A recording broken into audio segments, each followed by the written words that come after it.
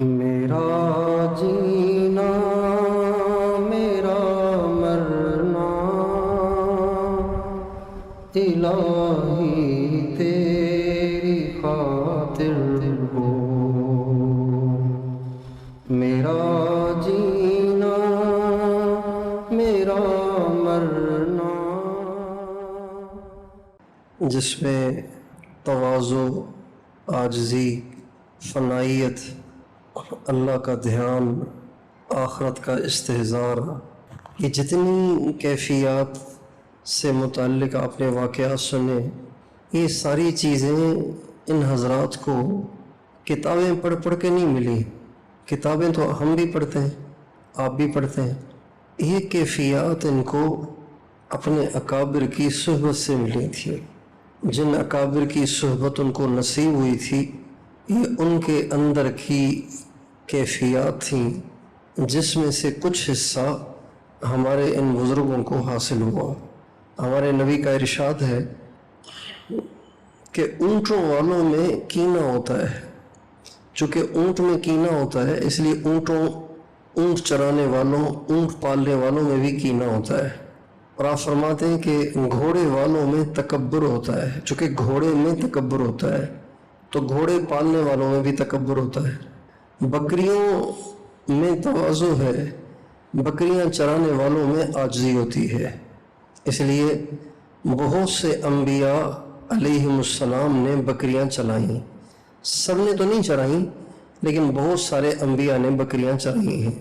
تو جب جانور کی صحبت کا اثر ہوتا ہے، اب بکری تو یہ نہیں کہتی کہ جو آدمی تواضع اختیار کرے گا اللہ اس کو اونچا کرے گا، تواضع اختیار کریں گے تو یہ فائدہ ہوگا، یہ فائدہ۔ بکری کوئی اپنے چرواہے کو بٹھا کے بیان تو نہیں کرتی، تواضع کے فضائل تو نہیں سناتی، بس بکری کے پاس رہ کر از خود آٹومیٹیکلی بکری کے اندر جو ہے وہ چرواہے کے اندر آ جاتا ہے۔ اللہ والوں کی صحبت ایسے اثر کرتی ہے۔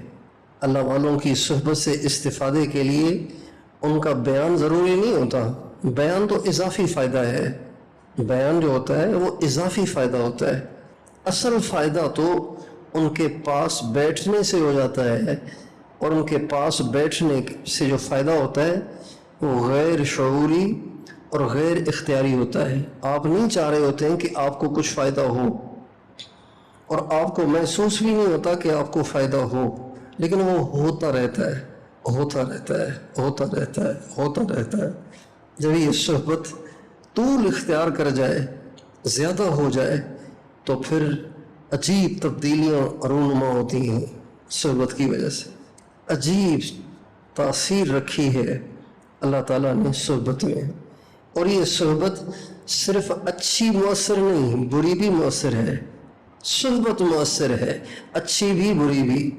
آپ بروں کے پاس بیٹھیں، آپ برائی نہ کرنا چاہیں اور آپ برائی میں مبتلا بھی نہ ہوں، لیکن ان کے پاس بیٹھ کے آپ کے اندر انہی گناہوں کی طرف رجحان پیدا ہونا از خود شروع ہو جائے گا جو وہ گناہ کیا کرتے ہیں۔ یہ صحبت کا اثر ہے۔ اس لیے جن کے بارے میں ہمیں یہ گمان ہو غالب کہ ان کے دل میں اللہ کی محبت ہے، ان کے دل میں اللہ کے نبی کی محبت ہے، ان کے دل میں اہل بیت کی محبت ہے، ان کے دل میں صحابہ کی محبت ہے، ان کے دل میں آخرت کا دھیان ہے، ان کے دل میں اللہ والوں کی محبت ہے، ان کے اندر میں اللہ کا خوف ہے، ان کے دلوں میں گناہ سے بچنے کا زبردست جذبہ ہے، جن کے بارے میں یہ غالب گمان ہو ان کے قریب رہنے کی کوشش کرنی چاہیے۔ لمبا ٹائم رہ سکیں تو سب سے بہتر، لمبا نہ رہ سکیں تو تھوڑا تھوڑا ٹائم نکال کے بس ان کے پاس رہا کریں، ان کے پاس بیٹھا کریں۔ ضروری نہیں کہ وہ بیان کریں اور آپ سنیں۔ میں نے مثال دی، بکری بیان نہیں کرتی پھر بھی بکری چرانے والے میں تواضع آ جاتی ہے۔ آگ بیان نہیں کرتی لیکن تپش آ جاتی ہے۔ عطار بیان نہیں کرتا لیکن اس کی دکان پہ تھوڑی دیر بیٹھیں گے تو خوشبو آنا شروع ہو جاتی ہے، صرف دکان پہ بیٹھنے سے۔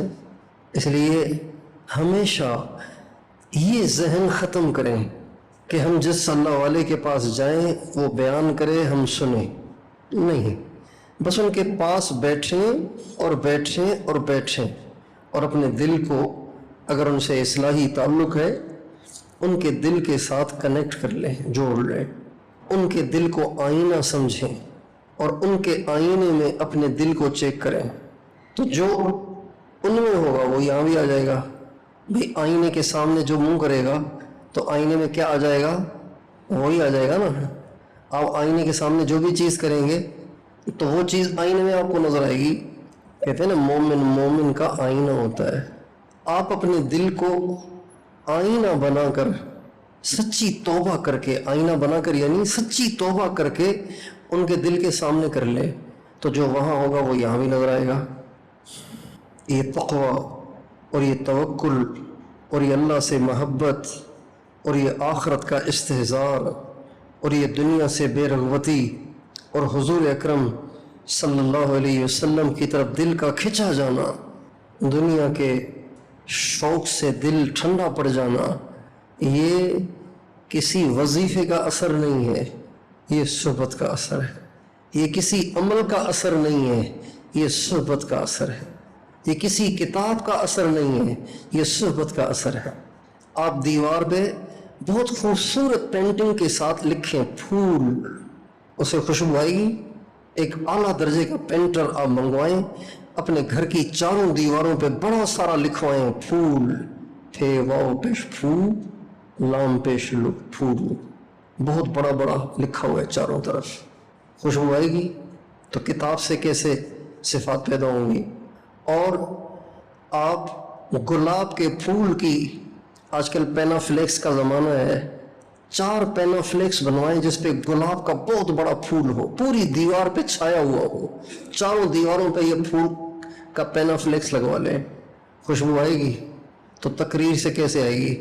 یہ پھول کی تصویر ہے، وہ پھول کی باتیں ہیں، خوشبو کی باتیں ہیں۔ باتوں سے خوشبو نہیں آتی، خوشبو تو پھول سے آتی ہے۔ اللہ کی عظمت تو اللہ کی عظمت سے بھرے ہوئے دل کے پاس ہونے سے آئے گی۔ دنیا سے بے رغبتی، دنیا کی بے رغبتی سے بھرے ہوئے دل سے حاصل ہوگی۔ آخرت کا استحضار کیا بنے گا؟ کیا بنے گا؟ یا اللہ کیا بنے گا؟ یہ کیفیت یہ باتوں سے نہیں، یہ ان کیفیات سے بھرے ہوئے کسی دل کے پاس رہنے سے آئے گی۔ اللہ تعالیٰ ہمارے نبی کو فرماتے ہیں وَاصْبِرْ نَفْسَكَ مَعَ الَّذِينَ يَدْعُونَ رَبَّهُمْ بِالْغَدَاةِ وَالْعَشِيِّ وَلَا تَعْدُ عَيْنَاكَ عَنْهُمْ تُرِيدُ زِينَةَ الْحَيَاةِ الدُّنْيَا۔ اے نبی، آپ اپنے آپ کو جما کے بٹھائیں، اپنے آپ کو روک کے رکھیں، اپنے آپ کو دبا کے رکھیں ان لوگوں کے ساتھ کہ جو دن رات اللہ کو پکارتے ہیں۔ وَلَا تَعْدُ عَيْنَاكَ عَنْهُمْ، جب ان کے پاس ہوں تو نظر ان سے ہٹنی نہیں چاہیے، ان کو فوکس کرو۔ اللہ اکبر! یہ اصول ہیں سلوک کے، یہ سلوک کے اصول اور ضوابط ہیں جو قرآن میں اللہ نے بیان کی ہیں۔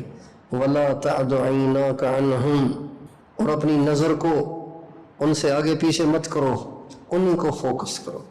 ان کو دیکھنے سے بھی فائدہ ہوتا ہے، ان کے پاس بیٹھنے سے بھی فائدہ ہوتا ہے، ان کو سننے سے بھی فائدہ ہوتا ہے۔ وَلَا تُطِعْ مَنْ أَغْفَلْنَا قَلْبَهُ عَنْ ذِكْرِنَا وَاتَّبَعَ هَوَاهُ وَكَانَ أَمْرُهُ فُرُطًا، اور ایسے شخص کا کبھی فرما بردار اور ان کا تابع دار نہ بننا جن کا دل میں نے اپنی یاد سے غافل کر دیا ہے۔ یہ کسی پیر اور مرشد کے کوائف ہیں۔ اس آیت میں اللہ تعالیٰ نے ایک پیر میں کیا صفات ہونی چاہیے وہ صفات اس میں بتائی ہیں۔ وَلَا تُطِعْ مَنْ أَغْفَلْنَا قَلْبَهُ عَنْ ذِكْرِنَا، سب سے پہلی نشانی غیر مرشد کی، جس کو پیر نہیں بنانا، وہ یہ ہے کہ اس کا دل غافل ہو۔ یعنی پیر کی سب سے پہلی نشانی اس کا دل اللہ کی یاد میں رہتا ہو، یہ پہلی شرط ہو گئی پیر کی۔ وَاتَّبَعَ هَوَاهُ، خواہش پہ چلتا ہو، اس کو پیر نہیں بنانا۔ سنت پہ چلتا ہو اس کو پیر بنانا۔ وَكَانَ أَمْرُهُ فُرْطًا، وہ گناہوں میں آگے نکل جاتا ہو، کبائر کا بھی ارتکاب کر لیتا ہو، اس کو پیر نہیں بنانا۔ جو گناہوں سے اپنے دامن کو بچاتا ہو، پرہیزگار ہو، اس کو پیر بنانا۔ یہ پیر بنانے کی 3 شرطیں ہیں اس آیت میں۔ دل اس کا اللہ کی یاد میں رہتا ہو، اتباع سنت اس کا وتیرہ ہو، گناہوں سے بچتا ہو۔ یہ 3 باتیں جس میں ہیں وہ پیر بنانے کے قابل ہے۔ یہ 3 باتیں جس میں نہیں ہیں اس کو کبھی پیر نہیں بنانا، چاہے وہ اڑتا ہو ہوا میں، چاہے وہ ہتھیلی مسل کے پیسے گراتا ہو، چاہے وہ جانوروں سے باتیں کرتا ہو، چاہے وہ آنے والے واقعات کی خبر دیتا ہو، چاہے اس کے شوق سے بیمار کھڑا ہو جاتا ہو، پھر بھی نہیں، اس سے بیعت نہیں ہونا، اس کو پیر نہیں بنانا۔ اس کو پیر بنانا ہے جس کے دل میں اللہ کی یاد رہتی ہو، جس کی زندگی سنت سے مزین ہو اور جو گناہوں سے بچتا ہو۔ وَاصْبِرْ نَفْسَكَ مَعَ الَّذِينَ يَدْعُونَ رَبَّهُمْ بِالْغَدَاةِ وَالْعَشِيِّ وَلَا تَعْدُ عَيْنَاكَ عَنْهُمْ تُرِيدُ زِينَةَ الْحَيَاةِ الدُّنْيَا وَلَا تُطِعْ مَنْ أَغْفَلْنَا قَلْبَهُ عَنْ ذِكْرِنَا وَاتَّبَعَ هَوَاهُ وَكَانَ أَمْرُهُ فُرُطًا۔ اللہ تعالی ہمیں اس کی اہمیت سمجھا دے کہ یہ کتنی مفید چیز ہے۔ ہمارے اکابر نے تصوف اور سلوک کے اسباق سے زیادہ صحبت کو فوکس کیا، اس سے زیادہ اس کو فوکس کیا، اور اس کی برکت سے اللہ نے ان کو کمال دے دیا۔ اس عاجز نے وہ کتاب لکھی ہے انوار اربعہ، اس میں 4 سلسلوں کے اسباق ہیں، 4 سلسلوں کے۔ حضرت گنگوہی نے خلافت سے پہلے یہ سارے اسباق نہیں کیے، بعد میں کیے ہوں تو کیے ہوں، لیکن خلافت جو ملی نا وہ ان اسباق کو مکمل کرنے پہ نہیں ملی، پہلے سبق پہ ملی۔ میرے حضرت مولانا عبدالحفیظ مکی صاحب کو ان تمام سلاسل، ان تمام اسباق کے ختم کرنے پہ اجازت نہیں ملی، پہلے سبق پہ ملی۔ قادری سلسلے کے اسباق اس میں نے جمع کیے ہیں، تو حضرت شاہ عبد القادر رائے پوری رحمۃ اللہ علیہ کو ان تمام اسباق کے ختم کرنے پر خلافت نہیں ملی، شروع میں مل گئی۔ 20 سال اپنے شیخ کے پاس پڑے رہے، فاقوں کے ساتھ، بھوک کے ساتھ، بستر کے بغیر۔ حضرت شاہ عبد القادر رائے پوری رحمۃ اللہ علیہ کے جو والد صاحب تھے وہ ان کو بہت یاد کرتے تھے، اور پتہ نہیں کہاں ہے، نہ موبائل ہے اس زمانے میں، نہ کوئی رابطہ ہے، نہ کچھ ہے، تو محبت سے بے قابو ہو کر آخر وہ ڈھونڈنے کے لیے نکلے، ڈھونڈتے رہے، نکلے کہاں سے؟ سرگودا کے پاس جاوریاں، اس کے پاس ایک چھوٹا سا گاؤں ہے ڈڈریاں، وہاں سے نکلے ڈھونڈنے کے لیے۔ ڈھونڈتے ہندوستان میں داخل ہو گئے۔ ابھی پاکستان ہندوستان ایک ہی تھا۔ رمضان کا مہینہ آ گیا، ایک مسجد میں داخل ہوئے تراویح پڑھنے کے لیے، تو ایک امام صاحب 25 سال سے تراویح پڑھا رہے تھے اس مسجد میں، انہوں نے کوئی غلطی کر لی، غلطی کی تو یہ حافظ تھے، انہوں نے لقمہ دیا۔ سلام کے بعد حافظ صاحب نے کہا بھائی کس نے مجھے لقمہ دیا؟ کہا جی میں نے۔ کہا آپ نے غلط لقمہ دیا، میں نے صحیح پڑھا تھا۔ کہا نہیں آپ نے غلط پڑھا تھا۔ کہا قرآن منگوائے، قرآن کھولا تو قرآن میں ویسے ہی لکھا ہوا تھا جیسے امام صاحب نے پڑھا۔ انہوں نے فرمایا قرآن میں ہی غلط لکھا ہوا ہے، کوئی اور نسخہ منگواؤ۔ دوسرا ایک پرانا نسخہ منگوایا گیا تو اس میں ایسے ہی لکھا ہوا تھا جیسے حضرت رائے پوری کے والد صاحب نے سنایا۔ تو حافظ صاحب کہنے لگے میں مان گیا آپ واقعی پکے حافظ ہیں۔ چنانچہ بچے کو، اپنے بیٹے کو ڈھونڈتے یہ واقعہ دلی کے آس پاس پیش آیا۔ ڈھونڈتے رائے پور ایک جنگل تھا، وہاں سے گزرے، سردی شدید پڑ رہی تھی، اب رات کا وقت ہو گیا، کہاں جاؤں؟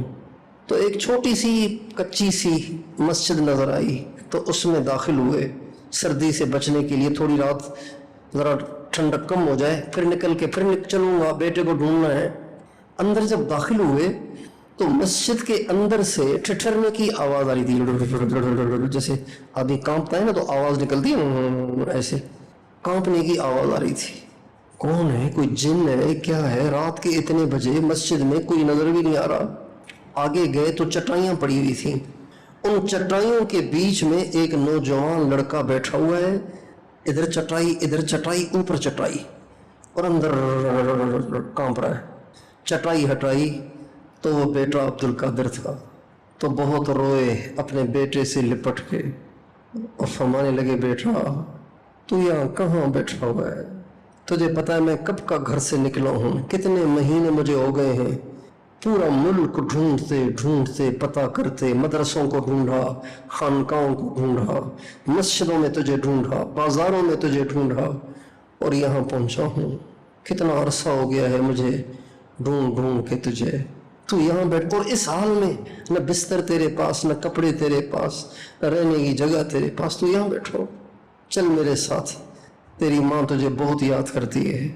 तो फरमाने लगे, अब्बू शेख से पूछेंगे, अगर वो इजाज़त देंगे तो चलेंगे, वरना नहीं चलेंगे। आपके शेख से कब मुलाकात होगी? का सुबह हो जाएगी। बहुत अच्छी, इंतज़ार करते हैं। चनाचे सुबह को हज़रत शाह अब्दुल रहीम साहब रायपुरी, जो इनके पीर थे, वो तशरीफ़ लाए मस्जिद में। हज़रत मौलाना शाह अब्दुल कादिर साहब ने वालिद साहब को मिलवाया। मेरे वालिद साहब हैं। हाँ जी, खैरियत से हैं, तबीयत ठीक है। कहा बेटे को लेने आया हूँ। क्यों?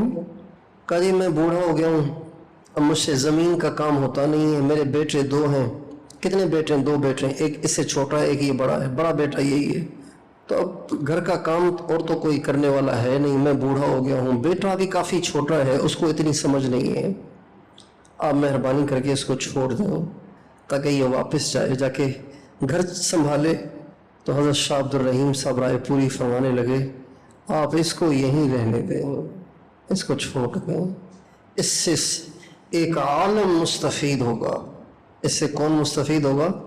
एक आलम इससे मुस्तफ़ीद होगा, आप इसको छोड़ दें। कहा फिर घर का काम कौन करेगा? फरमाया बेटे के हवाले। कहा वो छोटा है? कहा नहीं, आप उसके हवाले करें। अगर इस साल पिछले सालों की फसल से कम फसल हो तो हम इसको भेज देंगे, और अगर इस साल आपकी फसल पिछले सालों से ज़्यादा हो तो फिर तो इसको भेजने की ज़रूरत नहीं है ना, फिर तो वो करेगा काम। उनका ठीक है, ये तो आसान बात है, बच्चा कैसे करेगा खेती का काम, बच्चे को कैसे आएगा ज़मींदारा, आसान बात है। चनाचे अल्लाह की शान, जब फसल हुई तो इतनी फसल हुई कि पूरे इलाके के ज़मींदार हैरान हो गए और इनके पास आए गए, आपने किया क्या है, क्या किया है आपने यार, इतनी फसल हमारे यहाँ तो नहीं हुई, इतनी फसल कैसे हुई है?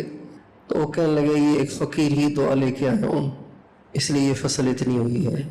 चनाचे वालिद साहब ने अपना सारा कारोबार कामकाज छोटे बेटे के हवाले किया और ख़ुद और उनको अपने शेख की खानका में ही रहने दिया। हेच चीज़े खुद ब खुद चीज़े न शुद, हेच आहन खंजरे तेगे न शुद, मौलवी हरगिज न शुद मौलाए रूम, ता गुलाम शम्स तबरेज़े न शुद। कोई चीज़ खुद ब खुद नहीं कुछ बनती, कोई लोहा खंजर और तलवार खुद नहीं बनता, मौलवी सारे रूम का मौला नहीं बनता जब तक कि किसी शम्स तबरेज़ का गुलाम न बन जाए। गिले खुशबू दर हम्माम रोज़े, रसीद अज़ दस्त महबूब बदस्तम, बदू गुफ्तम के मुश्की या अबीरी, के अज़बू ए दिलावेज़े तू मस्तम, बगुफ्ता मन गिले नाचीज़ बूदम, वलेकिन मुद्दते बागुल निशिस्तम, जमाले हम नशीं दर मन अथर करत, वगरना मन हमा खाकम के हस्तम। शेख सादी कहते हैं, मैं गया गुस्ल खाने में और देखा कि एक मट्टी रखी हुई है, लेकिन उसमें खुशबू बहुत है, जैसे साबुन होता है। तो मैंने उस मट्टी से कहा, तू अंबर है या मुश्क है, क्या है तू? उनका नहीं, मैं मुश्क भी नहीं हूँ, अंबर भी नहीं हूँ, मैं मट्टी हूँ। कहा खुशबू कहाँ से आई है? کا کچھ عرصہ پھول کے ساتھ گزارا ہے، اس کے ساتھ کچھ وقت گزارنے کی وجہ سے اس کی خوشبو مجھ میں سرایت کر گئی ہے، اس لیے تجھے مجھ سے خوشبو آ رہی ہے، ورنہ میں تو بھائی وہی مٹی ہوں جس میں کوئی خوشبو نہیں ہوتی۔ جمال ہم نشیں در من اثر کرت وگرنہ من ہما خاکم کے ہستم۔ وہ جو ان کے ساتھ پھول کے ساتھ کچھ وقت گزرا تھا نا، اس کی وجہ سے تھوڑی سی طبیعت میں چینجنگ آ گئی ہے، باقی میں تو وہی ہوں۔ اس کو ہم ضرورت سمجھیں، اس کی اہمیت کو سوچیں اور سمجھیں کتنا ضروری ہے یہ۔ اللہ تعالیٰ کسی کو کوئی ایسا شخص ملوا دے تو خدائے پاک کی قسم بھوک برداشت کر کے، فاقے برداشت کر کے، بیماریاں برداشت کر کے، اپنے گھر بار کی قربانیاں کر کے بھی ان کے پاس پڑے رہنے کو اپنے لیے دارین کی سعادت سمجھنا چاہیے۔ اگر اللہ تعالیٰ کسی کو کوئی ایسا آدمی ملوا دے تو پھر وَلَا تَعْدُ عَيْنَاكَ عَنْهُمْ، پھر ادھر نہ دیکھے ادھر نہ دیکھے، پڑ جائے، چمڑ جائے، مربوط ہو جائے، منسلک ہو جائے، تو اللہ تعالیٰ اپنی سنت کے مطابق ضرور وہ رنگ چڑھائیں گے، یہ پکی بات ہے، اس میں کوئی شک نہیں۔ یہ رنگ اگر اگلے کی رنگ لینے کی نیت ہو تو یہ رنگ چڑھ کے رہتا ہے، چاہے اس میں 1000 رکاوٹیں ہوں، چڑھ کے رہتا ہے۔ ہمارے حضرت مرشد عالم رحمۃ اللہ علیہ فرماتے ہیں کہ بیت اللہ شریف میں میری ملاقات محترم دارالعلوم دیوبند اور حضرت مولانا محمد قاسم صاحب نانوتوی کے پوتے قاری محمد طیب صاحب کے ساتھ ہوئی، تو فرماتے ہیں جب میں نے ان کے چہرے کو دیکھا تو ان کا چہرہ اتنا نورانی تھا، اتنا خوبصورت اور حسین اور نورانی تھا کہ میں دنگ رہ گیا۔ تو میں نے پوچھا قاری صاحب یہ چہرہ آپ نے ایسا کیسے بنایا ہے، ایسا چہرہ کیسے بنایا آپ نے، کوئی خاص عمل کرتے ہیں اس کے لیے یا کیا، یہ ایسا چہرہ کیسے بنا لیا آپ نے؟ تو برجستہ فرمانے لگے میرے شیخ نے بنایا ہے۔ کس نے بنایا ہے؟ کس نے بنایا ہے؟ من تو شدم تو من شدی، من جان شدم تو تن شدی، تا کس نگوید بعد ازی من دیگرم تو دیگری۔ میں تو ہو گیا ہوں اور تو میں ہو گئے ہو، اور اب ہم ایسے آپس میں مکس ہو گئے ہیں کہ کوئی یہ نہیں کہہ سکتا کہ تو کوئی اور ہے اور میں کوئی اور ہوں۔ حضرت مولانا روم رحمۃ اللہ علیہ نے جب حضرت شیخ شمس تبریز سے محبت کی اور پھر محبت کی، باقاعدہ محبت کی، تو شیخ شمس تبریز تو غائب ہو گئے، پھر پتہ نہیں چلا کہاں چلے گئے، کچھ عرصہ آپس میں گزرا ان حضرات کا، پھر وہ غائب ہو گئے، پتہ نہیں کہاں چلے گئے۔ یہ جو ملتان میں جو مشہور ہے شیخ شمس تبریز کی قبر، یہ وہ نہیں ہے، وہ اور ہیں، وہ شمس سبزواری ہے، وہ نہیں ہے، وہ پتہ نہیں کہاں غائب ہو گئے۔ لیکن ان کے غائب ہونے کے بعد لوگ پہچان ہی نہیں پاتے تھے کہ یہ مولانا روم ہے یا شیخ شمس تبریز ہیں، شکل بھی ایک جیسی ہو گئی تھی، ایسی محبت۔ من تو شدم تو من شدی، من جان شدم تو تن شدی، تا کس نگوید بعد ازی من دیگرم تو دیگری۔ اور ہمارے شاہ عبداللطیف بٹرائی نے بھی اسی سے ملتی جلتی بات کی ہے۔ پائے کان کمان میں میاں مار ممو، کمان میں تیر ڈال کے مجھے مارنا نہیں، مجھے مارنا نہیں۔ پائے کان کمان میں میاں مار ممو، منہ میں آہیں تم متا تن جوئی تو کھے لگے۔ کمان میں تیر ڈال کے مجھے مارنا نہیں، اس لیے کہ مجھ میں بھی تو ہی ہے نا، تو ایسے نہ ہو کہ تیرا پھینکا ہوا تیر تجھی کو آ لگے، چونکہ میرے اندر تو ہی ہے۔ یہ صحبت اور محبت شیخ عجیب چیزیں ہیں۔ تھوڑے اعمال والے اگر ان کے پاس یہ دولت ہو تو وہ بہت آگے نکل جاتے ہیں، زیادہ اعمال والے اگر ان کے پاس اس دولت میں کمی ہو تو پیچھے رہ جاتے ہیں۔ مارے حضرت خباب نے زیادہ کھائی ہیں، مارے حضرت بلال نے زیادہ کھائی ہیں، मारे हजरत अम्मार ने ज़्यादा खाई हैं, लेकिन उस शाख की लिस्ट में पहला नंबर सिद्दीक का है, इसलिए कि सोहबत और मोहब्बत शेख में उनके बराबर कोई नहीं। फिर अल्लाह ताला का जो ताल्लुक़ है, ये अल्लाह के ताल्लुक़ की नीयत के बग़ैर सोहबत से कमाल के साथ हासिल नहीं होता, नीयत भी हो। बहुत से लोग बुज़ुर्गों के पास रहते हैं लेकिन अल्लाह से ताल्लुक़ की नीयत ही नहीं करते, अपने प्याले को सीधा ही नहीं करते कि उसमें कुछ जाए। लिहाजा बुज़ुर्गों के पास रह कर भी वो बदतमीज़ रहते हैं, बुज़ुर्गों के पास रह कर भी वो बद अखलाक होते हैं, बुज़ुर्गों के पास रह कर भी वो टेढ़े के टेढ़े होते हैं। हमने देखा है बुज़ुर्गों के पास रहने वाले कई सारों को। एक को मैंने देखा, हज़रत मौलाना नज़रुर रहमान साहब के साथ रहता था, वो हमारा साथी। उनकी खिदमत करना, खाना पीना, दबाना, कपड़े धोना, सारी चीज़ें, बिस्तर बिछाना, सारे काम उसके ज़िम्मे थे। मैं सच बता रहा हूँ कि उसका बोलना भी मौलाना जैसा हो गया था, उसकी आवाज़ भी मौलाना जैसी हो गई थी, उसका अंदाज भी वैसा, उसकी नमाज भी वैसी हो गई थी। हमारे साथी थे वो।